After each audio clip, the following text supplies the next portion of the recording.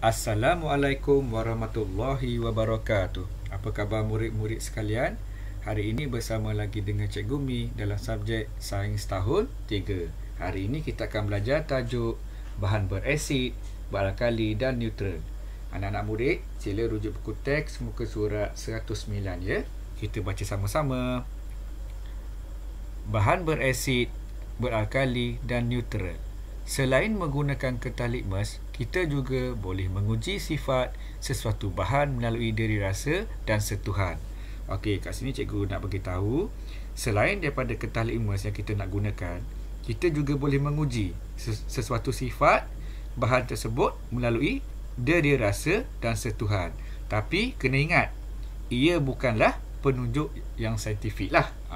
Sebab kita menganggarkan saja kalau kita menggunakan kertas litmus ni, kita dapat jawapan yang tepat lah, hampir tepat. Tapi kalau kita mengguna dirasa dan sentuhan ni, maknanya kita boleh menganggar saja, tapi masih lagi kita boleh menentukan keputusan untuk kita pastikan sama ada bahan tu adalah asid, alkali ataupun neutral.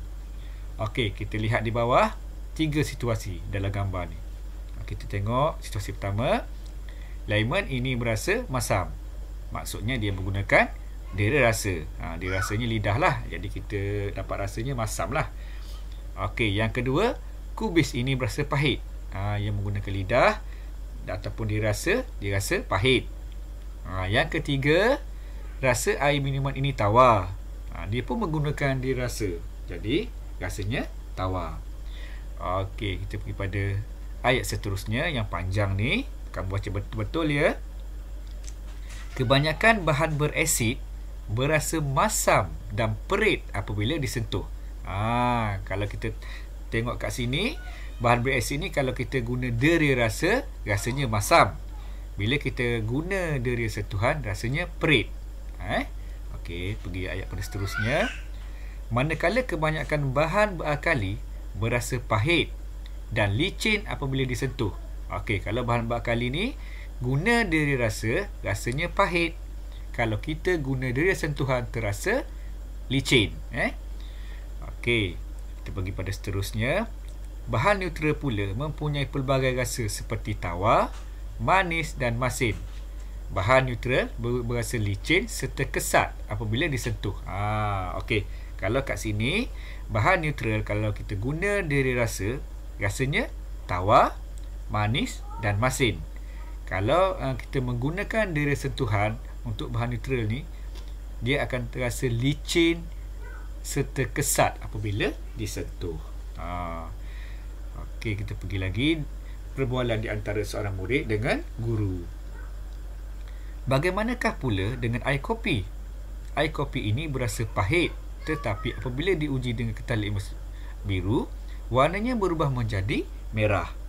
Okey, guru itu menjawab, tidak semua bahan yang berasa pahit bersifat alkali dan tidak semua bahan yang berasa masam bersifat asid.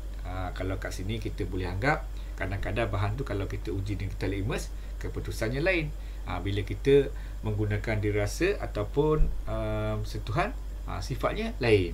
Tapi secara umumnya, macam cikgu ni cakap lah dalam buku teks ni, tak semua bahan yang berasa pahit bersifat alkali dan tidak semua bahan yang berasa masam bersifat asid. Untuk lebih jelas lagi sebenarnya, apa sahaja makanan, produk, macam ubat gigi, sabun ke apa, tak kisahlah yang kamu gunakan setiap hari, minuman ke, makanan ke ataupun apa-apa, kalau kita campurkan bahan asas itu terhadap bahan-bahan lain, itu yang akan mengubah sifat kimia dia. Itu yang kadang-kadang asalnya sifat alkali, tapi kalau kita campurkan banyak-banyak bahan, dia pergi kepada sifat neutral ataupun sifat asid. Itu sebenarnya, itu yang peranan yang lebih penting. Kadang-kadang sifat asal tu berubah sebab kita banyak mencampurkan bahan-bahan yang lain. Itu dapat mengubah sebenarnya. Tapi tak apa sebenarnya, kertas litmus ni memang memberi penunjuk yang tepat lah. Macam cikgu cakap tadi lah, kalau guna diri rasa ni ataupun guna diri sentuhan ni, dia bukan penunjuk saintifik. Dia kurang tepat, tapi kita boleh menganggar dia punya sifatnya tu. Okey, kita pergi kepada yang bawah ni. Adakah rasa dan sentuhan boleh dijadikan penunjuk bagi sesuatu bahan bersifat asid, alkali dan neutral? Ya, jawapannya ya. Mengapa? Macam cikgu cakap tadilah, sebab kita guna dia sentuhan ni, ataupun dia rasa adanya sifatnya masam, pahit, tawar. Dan kalau kita guna dia sentuhan, ada sifatnya licin, kesat, perit. Itu sebab kita jawab ya tadi. Jadi bila kita jawab ya, kita mesti ada sebab. Itulah jawapan cikgu tadi sebenarnya. Dan kamu boleh buat jawapan kamu sendiri yang kamu boleh faham berdasarkan ajak yang panjang ni. Kamu boleh ringkaskan. Okey, setakat itu saja penerangan ringkas cikgu. Cikgu harap kalau kurang faham, kamu boleh rujuk balik sambil-sambil dengar video cikgu ni. Kamu boleh rujuk buku teks tu. Maknanya kamu dapat 2 kali kefahaman. 1 kamu baca, 1 kamu dengar. Okey, terima kasih kerana sudi menonton video ringkasan cikgu ni. Cikgu harap kita jumpa lagi untuk video-video yang akan datang. Terima kasih. Bye.